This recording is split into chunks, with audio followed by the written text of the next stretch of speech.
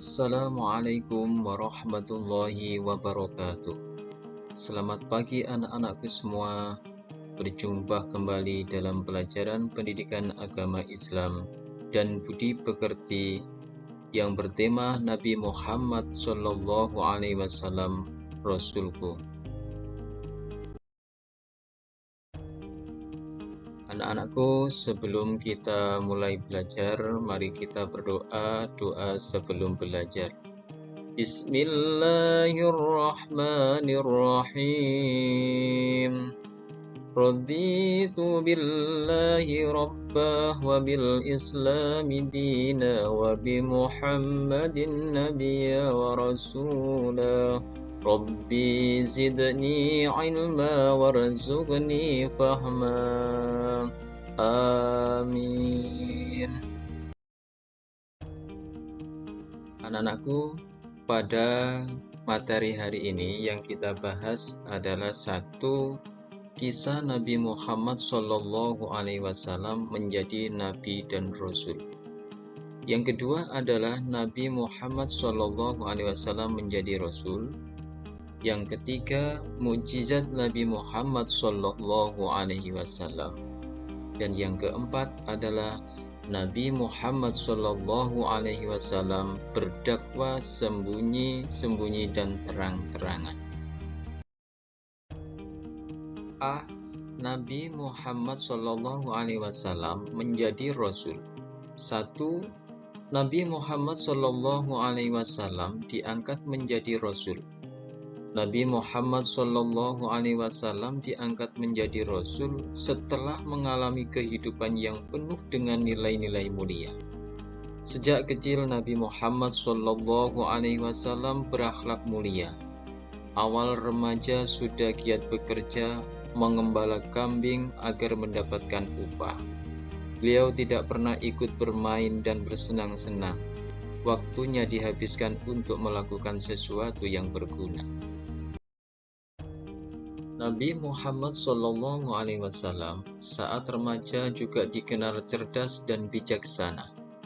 Idenya membuat semua orang senang, terutama saat peletakan Hajar Aswad, sehingga saat itu mendapat gelar Al-Amin, yang artinya orang yang dapat dipercaya. Beliau juga dikenal sebagai remaja yang jujur, terpercaya, pandai berdagang dan menepati janji.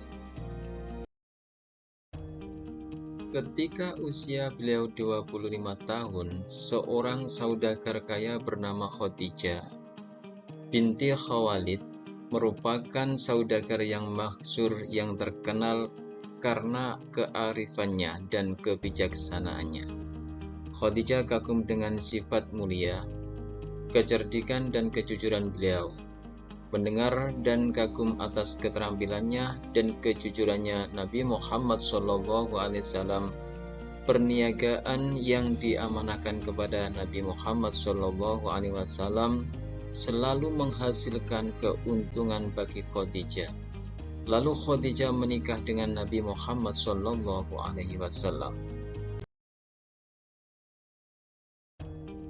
A.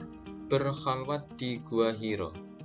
Ketika kota Mekah dipenuhi dengan pemujaan kepada berhala yang dilakukan kaum kafir Quraisy, keadaan demikian membuat Nabi Muhammad SAW sering berkhalwat atau berdiam diri untuk mendekatkan diri kepada Yang Maha Kuasa di Gua Hiro, gua yang terletak beberapa kilometer dari kota Mekah. Nabi Muhammad SAW berkhalwat untuk mendekatkan diri kepada Allah Subhanahu wa Ta'ala. Beliau beribadah dengan khusyuk, menjauhkan diri dari kehidupan duniawi dan memikirkan keesaan Allah Subhanahu wa Ta'ala, dan merupakan proses awal penerimaan wahyu dari Allah.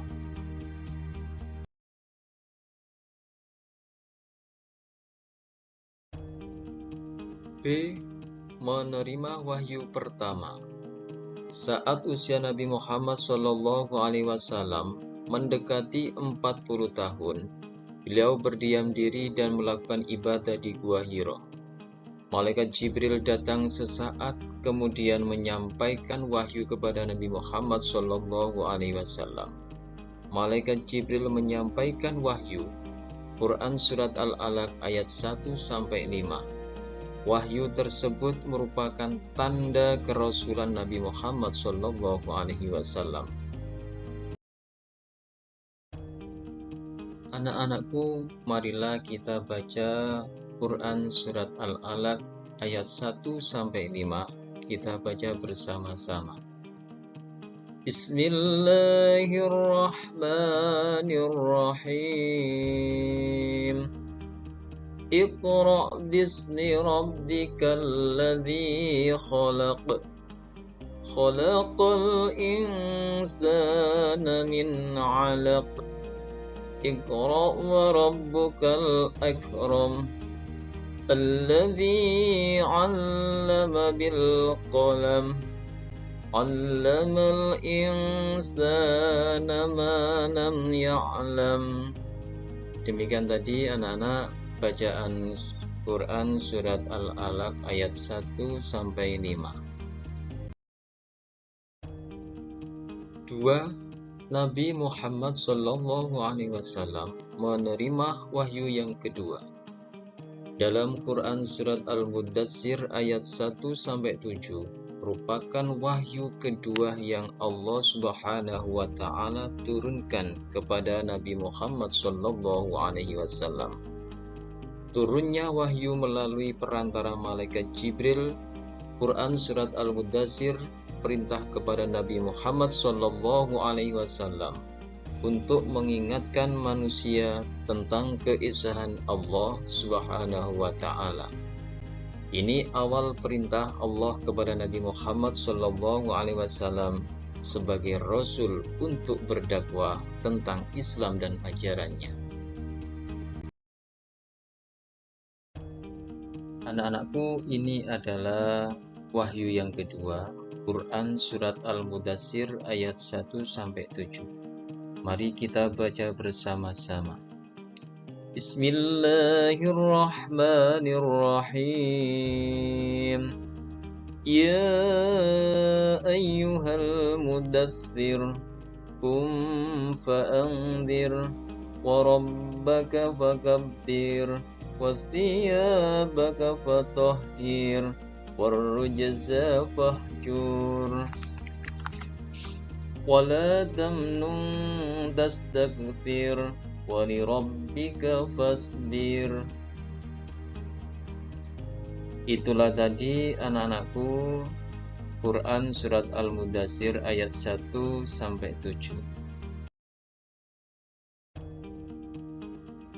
B. Nabi Muhammad SAW mulai berdakwah. 1. Berdakwah secara sembunyi-sembunyi.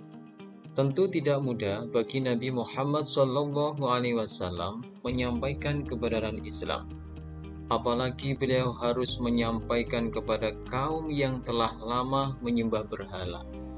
Maka Rasulullah memulai dakwahnya kepada orang-orang terdekat secara sembunyi-sembunyi. Khadijah, istri Nabi Muhammad SAW, adalah orang yang pertama yang masuk Islam. Kemudian diikuti sahabat-sahabatnya, yaitu Abu Bakar As-Siddiq, Ali bin Abi Thalib, Zaid bin Sabit, Utsman bin Affan. 2. Berdakwah secara terang-terangan.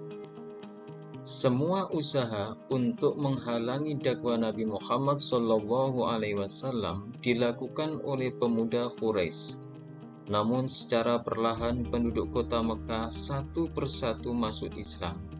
Mereka masuk Islam karena terpesona dengan kelembutan dan kebaikan akhlak Nabi Muhammad SAW. Akhirnya bertambah banyak pengikut Nabi Muhammad SAW. Mereka beriman kepada Allah dan tidak lagi menyembah berhala. 1. Mukjizat Nabi Muhammad SAW. 1. Pengertian mukjizat. Mukjizat adalah perkara luar biasa yang dilakukan oleh Allah Subhanahu wa Ta'ala melalui Nabi dan Rasul-Nya.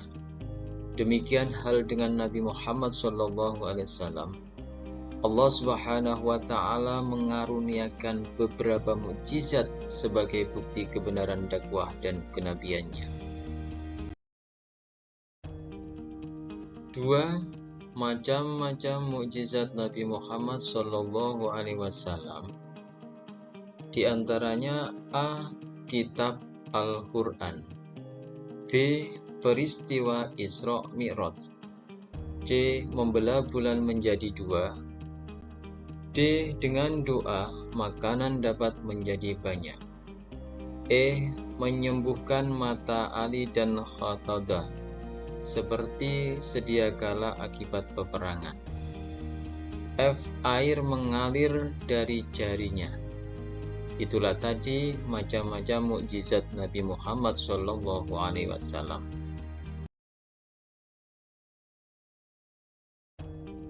Itulah tadi penjelasan tentang materi Nabi Muhammad SAW, Rasulku. Saya ucapkan terima kasih telah menyimak dan menonton materi Pak Bejo. Jangan berdiam, segeralah tanya. Bertanya saja pada sang nyonya. Wahyu pertama Al-Alaq namanya, wahyu kedua Al-Mudassir pastinya. Saya akhiri, wassalamualaikum warahmatullahi wabarakatuh.